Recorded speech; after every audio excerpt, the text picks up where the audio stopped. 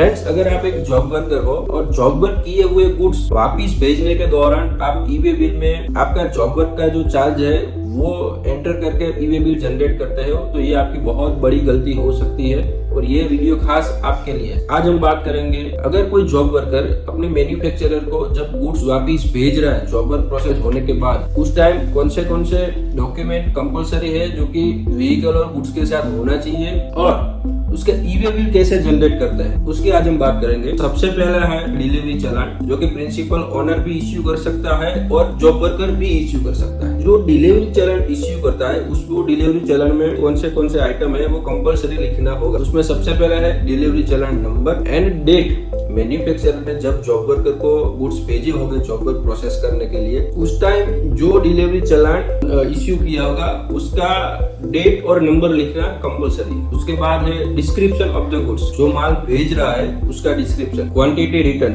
कितनी quantity job worker अपने manufacturer को वापस भेज रहा है वो लिखना है। Value of the goods, original value of the goods, not job work charges value. सबसे बड़ी मिस्टेक यहाँ पे ही लोग करते हैं, डिलीवरी चालान है जो वैल्यू है या तो लिखते ही नहीं है, अगर कोई लिखते हैं तो जॉब वर्क का जो चार्जेस है वो लिखते हैं, वो एक्चुअली गलत है। उस वजह से आपको पेनल्टी का सामना करना पड़ सकता है। उसके बाद है GST number of the principal and job worker. And सबसे इम्पोर्टेंट थिंग नोट लिखना है आपको डिलीवरी चालान में, this goods are return after the job work process. मतलब कि ये जो गुड्स है वो हम जॉब वर्क प्रोसेस करने के बाद अब हमारे मैन्युफैक्चरर को वापिस भेज रहे हैं। उसके बाद आएगा e-way bill for the return of the goods. अगर आप गुड्स जो है वो वापिस भेज रहे हैं, उसकी वैल्यू 50,000 या उससे ज्यादा है, तो आपको ई-वे बिल जनरेट करना मैंडेटरी हो जाएगा। और ये ई-वे बिल जनरेट करने के दौरान आपको कौन सी चीजें ध्यान में रखनी है। सबसे पहला है आपको ट्रांजेक्शन टाइप में आउटवर्ड सिलेक्ट करना है, सब टाइप में जॉब वर्क रिटर्न सिलेक्ट करना है और डॉक्यूमेंट टाइप में डिलीवरी चालान सिलेक्ट करना है। और सबसे इम्पोर्टेंट थिंग